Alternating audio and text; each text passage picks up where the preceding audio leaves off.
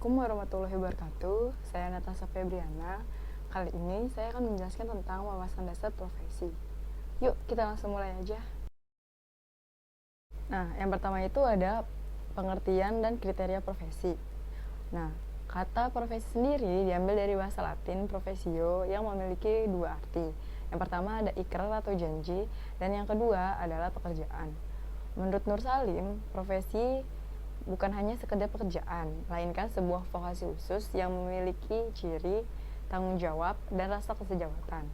Ia juga mengatakan jika profesi merupakan jabatan atau pekerjaan yang menuntut keahlian khusus dari para petugasnya. Jadi, pekerjaan ini tidak bisa dilakukan oleh sembarang orang yang sebelumnya tidak dilatih atau dipersiapkan untuk mengerjakan pekerjaan ini. Nah, dari penjelasan tadi kita jadi bisa tahu ya, jadi udah mengerti jika tidak semua pekerjaan bisa disebut profesi. Namun, profesi sudah pasti suatu pekerjaan. Untuk lebih membedakannya lagi, Rahman Atawijaya menyebutkan ada 6 kriteria profesi. Yang pertama, adanya standar kerja yang baku atau jelas, atau disebut OPS, objek praktik spesifik. Untuk guru BK sendiri, OPS-nya adalah mengembangkan kehidupan efektif sehari-hari dan mengentaskan atau mengatasi kehidupan efektif sehari-hari yang terganggu. Yang kedua, adanya lembaga pendidikan yang menghasilkan para pelaku kerja ini. Nah, contohnya itu adanya universitas yang membuka program studi untuk S1 bimbingan dan konseling atau program profesi konselor. Untuk profesi lain contohnya adanya sekolah Akmil atau Akpol untuk para tentara dan polisi. Nah, yang ketiga adanya organisasi yang berfungsi untuk mempertahankan eksistensi serta kesejahteraan para pekerjanya.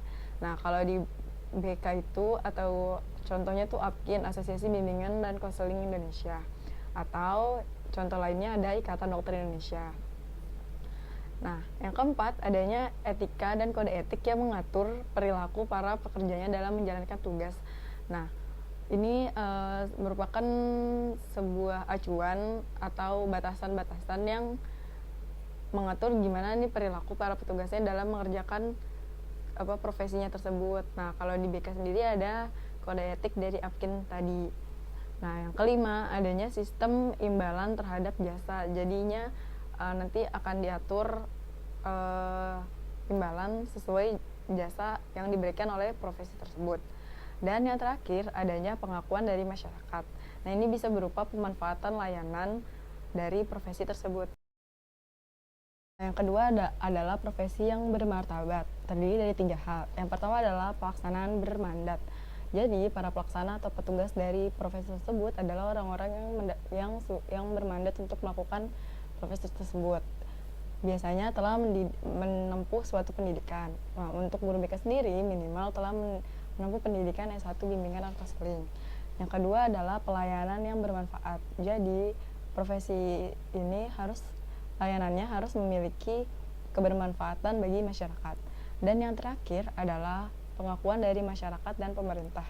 Pengakuan dari masyarakat bisa berupa dimanfaatkannya layanan dari profesi tersebut untuk kepentingan masyarakat. Nah, contohnya kalau misalnya guru BK di sekolah, layanan BK digunakan atau dimanfaatkan oleh siswa-siswi untuk berkonsultasi dan mencari informasi tentang bimbingan karir. Dan yang terakhir adalah pengakuan dari pemerintah. Nah, ini bisa berupa undang-undang atau peraturan pemerintah. Untuk bimbingan dan konseling sendiri sudah ada dalam Undang-Undang Nomor 20 tahun 2003 tentang Sistem Pendidikan Nasional dan Permendikbud Nomor 111 tahun 2014 tentang bimbingan dan konseling di sekolah dasar dan menengah. Ya, sekian pemaparan tentang wawasan dasar profesi dari saya. Kurang lebihnya mohon maaf. Wassalamualaikum warahmatullahi wabarakatuh.